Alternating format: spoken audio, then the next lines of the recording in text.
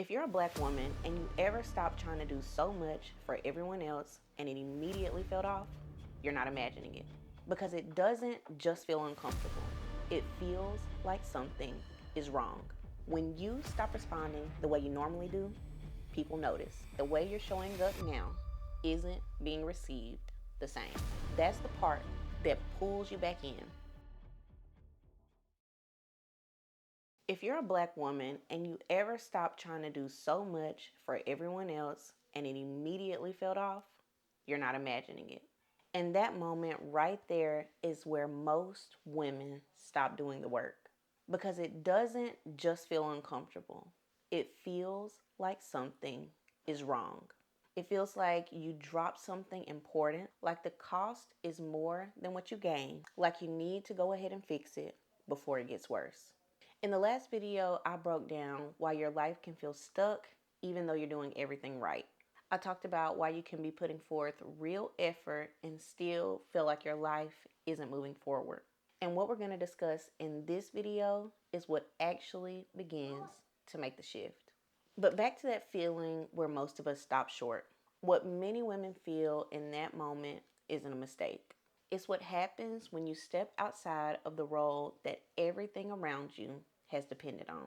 And it's not because you made a wrong decision, but because something that usually gets handled by you is now sitting there unanswered. And your body reacts to that immediately. It responds like something is wrong, and the intrusive thoughts follow right behind it.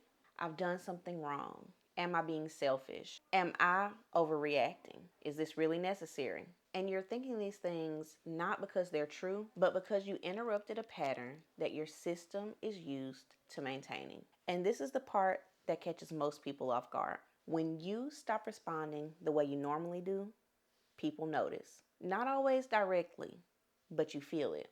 A look, a tone shift, a small comment. You know, the ones like, you good? Oh, you didn't see that? I thought that you were handling that. So it's not necessarily anything big, but it's big enough.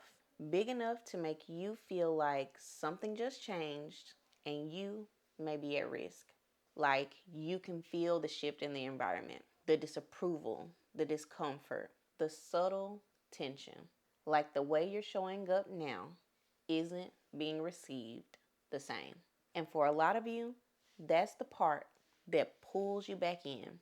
Not the task, but the tension. Because you've spent so much time being consistent for people that the moment you're no longer doing it, it gets noticed immediately. And when that shifts, it doesn't just affect what gets done, it affects how you're seen. So now you're not just trying to decide what to do, you're feeling the pressure of how your decisions might be received. And that's what makes the change hard to stick. This is precisely where many of us go back. And not because you want to, but because that pressure feels easier to relieve than to sit with. So instead of sticking to what you decided, you respond. You fix it, you smooth it over, and everything goes back to normal. But so do you. So if you want this to actually change, this being everything depending on you, you don't start by doing more.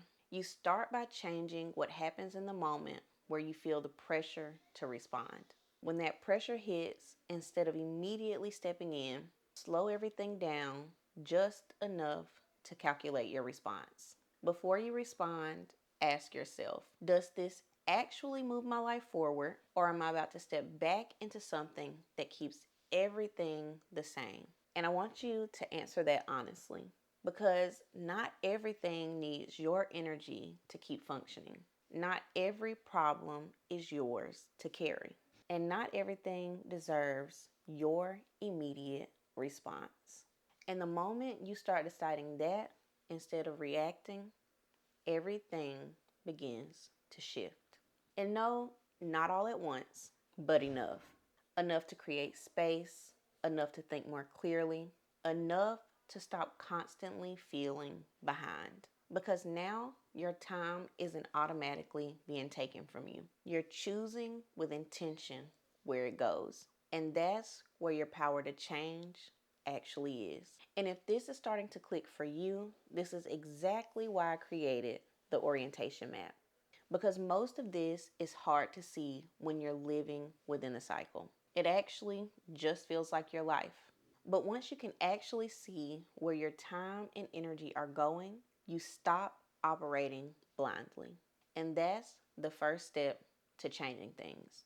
If you're interested and you want this map right now, you can download it through the link below in the description of this video.